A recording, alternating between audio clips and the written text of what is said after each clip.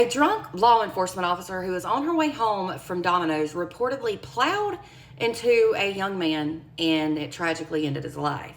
35-year-old Sarah Clayson was a public information officer for the Washington State Patrol. She is now facing vehicular homicide charges in the death of 20-year-old Jose Sanchez. The crash reportedly happened on Saturday, March 1st that night in Richland. That was at State Route 240 and Village Parkway. According to reports, Sarah had been traveling west on State Route 240. It was said she was traveling home at around 7:30 p.m. local time in her SUV when she tried to turn left onto Village Parkway. Reportedly, Jose was driving east on State Route 240 and approaching the intersection when Sarah turned left right in front of his motorcycle. Police first responded to the scene at 7:39 p.m. When they arrived, it was said they saw life-saving measures being performed on Jose, but unfortunately, he was later pronounced deceased at a local hospital. Now, to begin with, the Washington State Patrol was responsible for investigating the crash. But when Sarah was identified as the driver or an off-duty trooper with them, the Washington State Patrol, the case was then handed over to the Richland Police Department. That was reportedly to ensure transparency and impartiality. Reportedly, during the investigation, police found several inconsistencies in Sarah's account of what happened.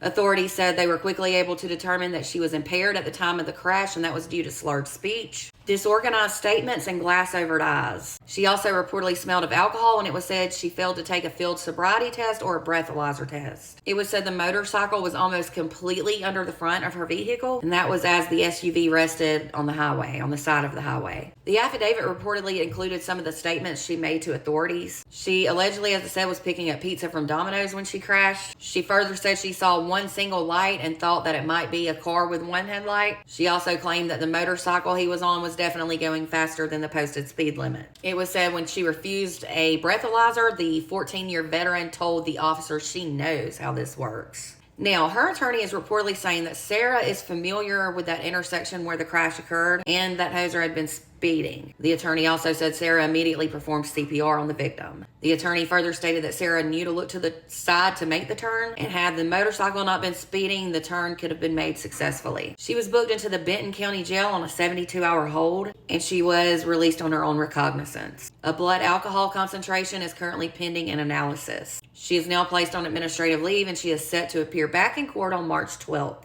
There is now a GoFundMe to help the victim's family with funeral expenses and whatnot if you are interested in donating. I do hope justice is served in this case and she doesn't just get a slap on the wrist. It definitely sounds like she's trying to get out of it, and that's not cool. The man, according to his family, was well loved and he had a bright future, and he definitely deserves justice.